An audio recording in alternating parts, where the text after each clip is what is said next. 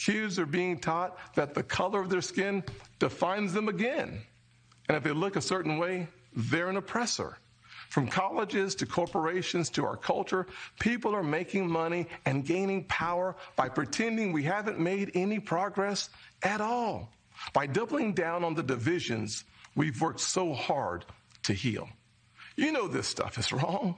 Hear me clearly. America is not a racist country.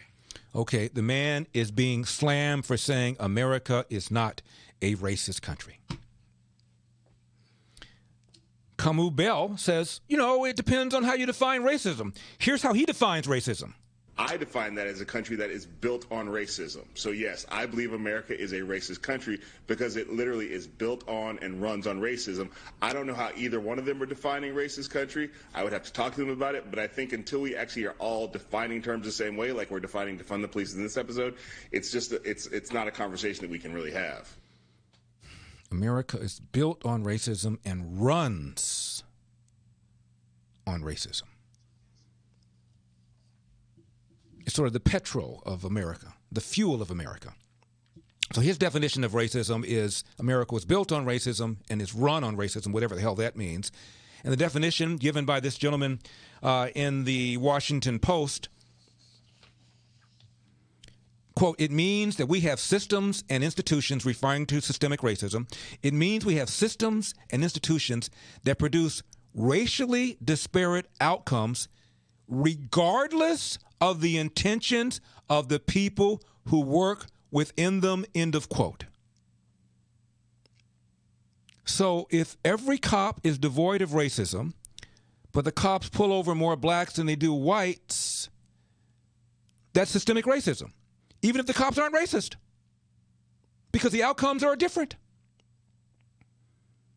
Remember when the Obama administration came into Ferguson and accused the Ferguson Police Department of institutional racism? Principal finding, Ferguson is 67% black, but 85% of the traffic stops are of black people, an 18-point gap, ergo systemic racism.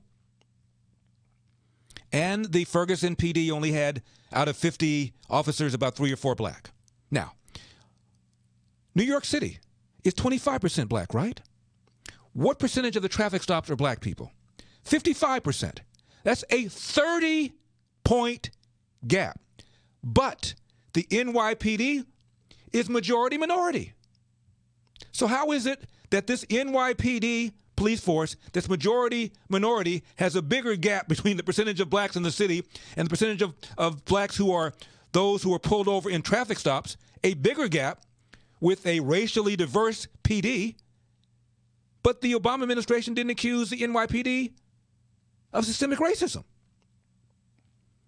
But the Ferguson PD that has a smaller gap, 18-point, with an almost all-white police department is systemically racist.